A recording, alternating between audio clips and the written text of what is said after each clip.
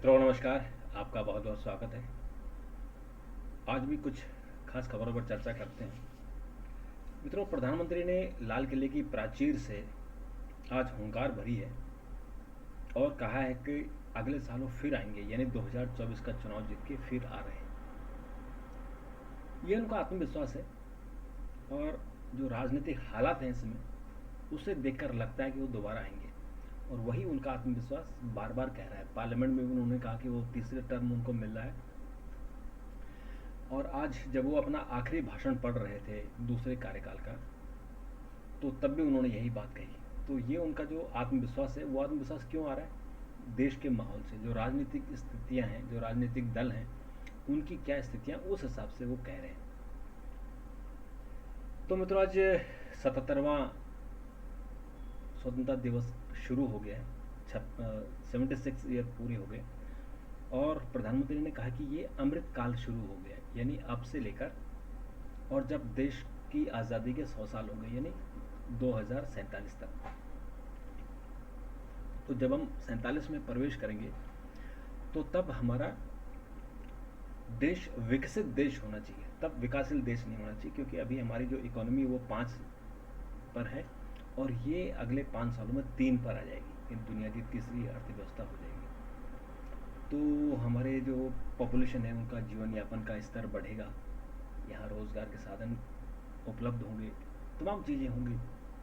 और हमारा जो चंद्रयान है वो 23 अगस्त को चांद पर उतरने वाला है। तो ये हमारी प्रोग्रेस की निशानियाँ हैं। उसमें अब 100% तो कभी कुछ नहीं होता। 100% नंबर यहाँ दिल्ली यूनिवर्सिटी में ज़रूर सीबीएसई में मिल जाते हैं 100% नंबर, पर अदरवाइज जीवन के किसी भी क्षेत्र में 100% नहीं होता है। तो हम कहते हैं कि अगर 90 से ऊपर हो तो ए प्लस है, अगर 60 प्लस हो तो मतलब ये ठीक है, गुड है, पास हो गया। तो वही कि हमारी, अगर हम आज कहें कि बेरोज़गारी है, निश्चित तौर पर बेरोज़गारी है, लेकिन रोज़गार भी तो बहुत है ना। आज की स्थिति हमारे देश की, जो हम सुनते थे, हमारे समय जब हम ये छोटे थे, तो तब हमें, हमारे सामने हम बहुत सारी खबरें आती थी कि लोग भुखमरी से मर रहे हैं। आज तो मैं तो नहीं सुनता हूँ कि कोई भुखमरी से मरा है। तो आज कम से कम अन्न सबके घर में है। अगर वो नौकरी नहीं कर रहा है तो सरकार अन्न देती है, तो ये सुविधा हो गई। और मनरेगा है, अगर आप प्रधान के पास जाते हैं कि उनको 100 दिन का रोज़गार चाहिए तो प्रधान देगा, नहीं देगा तो वो आपको घर बैठे पैसा देगा। तो व्यवस्थाएं तो बदली हैं। वो तभी बदलती है जब आपके पास, आपके थैला भरा होता है, यानी आपके पास रेवेन्यू होता है। तो आज ऐतिहासिक भाषण था निश्चित तौर पर। और जन औषधि की संख्या जो 10,000 से उसको बढ़ाकर 25,000 करने वाले हैं। और उन्होंने कहा, पॉलिटिकल भाषण में था कि परिवारवाद, भ्रष्टाचार और तुष्टिकरण ये नहीं होना चाहिए। हालांकि कांग्रेस ने पूछा कि तुष्टिकरण कौन कर रहा है, पसमानदा मुसलमानों के पीछे कौन पड़ा हुआ है। और आज कांग्रेस की तरफ से लोग नहीं आए, मल्लिकार्जुन खड़गे वगैरह नहीं आए, तो उन्होंने कहा कि उनकी आंखों में कोई प्रॉब्लम थी।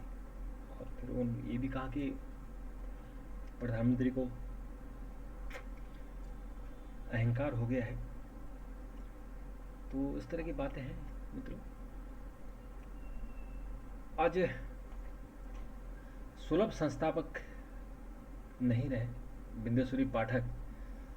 एक ब्राह्मण होते हुए उन्होंने जो कारोबार शुरू किया, समाज सेवा शुरू की, कि सिर से मैला उठाना और सड़कों पर खुले में शौच करना, इसके खिलाफ उन्होंने एक अभियान चलाया था। और उन अभियान का असर हुआ कि देश में करीबन 8,000 से ज़्यादा उन्होंने शौचालय बनाए थे। और कोई भी उनसे, और केवल शौचालय नहीं बनाए, शौचालय जो मानव मल से उन्होंने खाद बनवाई, उसके दरवाजे बनाए, लकड़ी बनवाई, उन्होंने बहुत सारे उसमें एक्सपेरिमेंट किए। और सबसे बड़ा एक्सपेरिमेंट तो उन्होंने ये किया कि जो दलित थे, जो सफाई कर्मचारी थे, जो मैला उठाते थे, उनको सम्मान दिया। उनको वो विदेश घुमाते थे, उनको पढ़ाई लिखाई कराते थे। जो दिल्ली में उनका स्कूल है, उस स्कूल में उनके जो बच्चे स्कूल में पढ़ते हैं, उन टिफ़िन को मिला देते हैं। यानी सवर्णों का टिफिन निम्न वर्ग को देते थे और निम्न वर्ग का जो टिफिन है वो सवर्ण को लोगों को देते हैं, ताकि जो छुआछूत है वो खत्म हो। और ये एक्सपेरिमेंट उनका इतना अच्छा रहा, भारत सरकार ने उनको पद्मश्री पद्म भूषण दिया। और ये सच मायने में जो प्रधानमंत्री नरेंद्र मोदी ने 2014-15 में जो स्वच्छ भारत अभियान चलाया था और शौचालय के खिलाफ उन्होंने मुक्ति का आह्वान किया था कि स्वच्छ भारत अभियान होगा और भारत खुले में शौच से मुक्ति मिलेगी, ओपन डेफिकेशन फ्री होगा, ये इन्होंने 1970 में शुरू कर दिया था। 1970 में। आप सोचिए कि इस व्यक्ति की सोच थी कितनी अच्छी, इस व्यक्ति को हमारा सलाम है। आज इनका निधन हो गया और वो भी निधन कितना खूबसूरत इनकी मौत हुई है कि 15 अगस्त के दिन झंडा फहराया, झंडा फहरा के कोलैप्स हो गए, हार्ट अटैक हुआ, एम्स गए और एम्स में उन्होंने डिक्लेयर कर दिया कि आज उनकी डेथ हो गई। ऐसी मौत किसको हो? चलते फिरते मस्त होके सब कुछ संपन्नता के साथ समाज को सुधारते हुए, समाज का एक ऐसा वर्ग जिससे लोग छुआछूत करते थे अपने घर के पास नहीं आने देते। उन्होंने अपनी आत्मकथा में लिखा है कि जब वो छोटे थे, 7 साल के थे, तो उन्होंने एक अछूत महिला के पाँव छू लिए थे।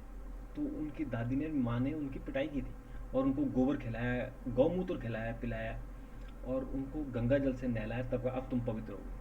मतलब एक इंसान को छूना पवित्र हो गया, गोबर खाना पवित्र नहीं हुआ। बड़ा समाज के, हमारे गजब की बात है हमारे समाज के अंदर। इसी छुआछूत के कारण जो बौद्ध धर्म का हमारे देश में प्रादुर्भाव हुआ, लोगों ने धर्म बदला, बौद्ध बन गए या इस्लाम धर्म कबूल कर लिया, इसी जो गलत धर्म हमारी हिंदू समाज में है छुआछूत की, उसके कारण। एक अच्छी खबर है और एक बुरी खबर है। बुरी खबर पहले बताता हूँ। विनेश एशियाई खेलों से बाहर हो गई है। उनके घुटने पर चोट लगी और वो नहीं खेल पा रही है। तो अब जो 17 अगस्त से चीन में एशियाई चैम्पियनशिप होनी है, तो उसमें उन्होंने भाग लेने से इनकार कर दिया, यानी चोट लगी तो निश्चित तौर पर। और उसमें विनेश फोगट तो दिनेश बजरंग पूनिया भाग लेंगे और विनेश फोगट की जगह जो जो वेटिंग लिस्ट में थे, जो हाई कोर्ट भी गए थे विनेश फोगट और बजरंग पूनिया के खिलाफ, क्योंकि उनको बिना ट्रायल के सीधे एशियन चैम्पियनशिप में परमिशन दे दी थी। तो उसके बाद इनकी जो जगह है वो जो है हरियाणा की ही है, उनको मौका मिलेगा। और दूसरी एक और अच्छी खबर है कि अक्षय कुमार अब भारतीय नागरिक बन गए हैं।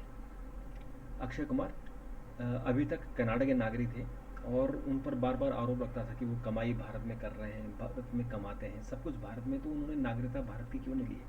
तो उन्होंने एक बार कहा था कि जब उनकी फिल्में लगातार पिटने लग गई और उनका मन टूट गया था, तो वो कनाडा शिफ्ट होने की सोच रहे थे, लेकिन किस्मत ने पलटी खाई और फिर उनकी फिल्में चलने लगी, तो फिर वो रुक गए और तब से ही कारोबार कर रहे हैं, यही सब कुछ है। तो इसलिए अब उन्होंने भारत की नागरिकता वापस ले लिए। और अब मुझे ऐसा लगता है क्योंकि उनकी प्रधानमंत्री नरेंद्र मोदी से बड़ी अच्छी दोस्ती है, तो हो सकता है कि ये आगे चुनाव लड़े, दिल्ली से चुनाव लड़े, क्योंकि दिल्ली के हैं, चांदनी चौक के हैं, और या उनको राज्यसभा मिले, कुछ तो मिलेगा, क्योंकि प्रधानमंत्री के कहने पर इन्होंने नागरिकता वापस ली है। तो ये अच्छी खबर है। और मित्रों, इसके अलावा सुगम, सस्ता, बाधा रहित न्याय तंत्र बनाएंगे। स्वतंत्रता दिवस समारोह में मुख्य न्यायाधीश जस्टिस डी.वाई. चंद्रचूड़ बोले कि कोर्ट के सामने सबसे बड़ी चुनौती इंसाफ की बाधाएं दूर करना है। लाल किले की प्राचीर से प्रधानमंत्री नरेंद्र मोदी द्वारा दिए गए भाषण का न्यायमूर्ति चंद्रचूड़ ने जिक्र किया, क्योंकि आज न्यायमूर्ति वहाँ बैठे हुए थे। तो जस्टिस चंद्रचूड़ काफ़ी प्रयास कर रहे हैं, स्ट्रीमलाइन कर रहे हैं, और जहाँ गड़बड़ हो रही, जहाँ अन्याय हो रहा है, वहाँ न्याय देने की कोशिश कर रहे हैं। तो मित्रों, इसके अलावा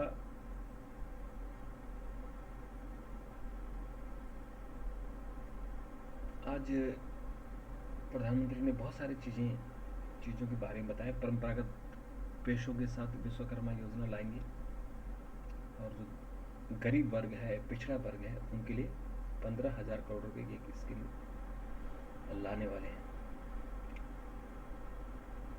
तो खड़गे लाल किला नहीं गए, भारत माता हर भारतीय की आवाज़ है, राहुल गांधी ने कहा। उन्होंने आज कांग्रेस मुख्यालय में झंडा फहराया।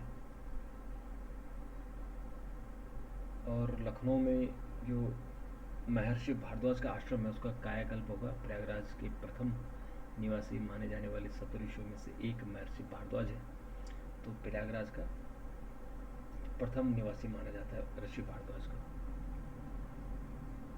और शिमला में शिव मंदिर के मलबे से 2 और शव मिले हैं। मृतकों की संख्या 35 हो गई। लेकिन मित्रों, आज आपने देखा होगा कि आज शिमला का जो शिमला में एक स्लाटर हाउस बना रखा था और वो बिल्कुल पहाड़ खोद कर, पहाड़ के ऊपर, यानी उसके जो डंडे थे, आधे डंडों पे मकान खड़ा था और आधे ज़मीन पर खड़ा था। तो आज वो सारा गिर के 3-4 मकान सब नीचे गिर गया। बहुत भयानक हादसा हुआ। उसमें अब पता लगेगा कि कितने लोगों को उसमें मौत हुई है। बहुत दुखद घटना घटी। और मित्रों, विश्व के कई नेताओं ने मोदी को बधाई दी और मोदी ने फिर उनका धन्यवाद किया। डोनाल्ड ट्रंप पर मुकदमा दर्ज हो गया है। उन पर 2020 में हुए चुनाव में जॉर्जिया में अपनी हार की अवैध तरीके से पलटने की उन्होंने साजिश की थी। इस मुकदमा भी बड़ा भयानक है। तो डोनाल्ड ट्रंप पर अगर मुकदमा चलता है तो समझिए कि हालांकि वो चुनाव लड़ सकते हैं, जेल में रह के भी सरकार चला सकते हैं, क्योंकि वहाँ भारत की तरह ऐसा कानून नहीं कि 2 साल की अगर आपको सज़ा मिल गई तो आपकी मेंबरशिप चली जाएगी। वहाँ नहीं ऐसा। वहाँ है कि आपको मुकदमा होगा, कोई बात नहीं, आप जो है उसके बाद भी सरकार चला सकते हैं। तो मित्रों, अभी के लिए इतना, फिर आपसे मुलाकात करेंगे। तब तक के लिए नमस्कार, थैंक यू, धन्यवाद।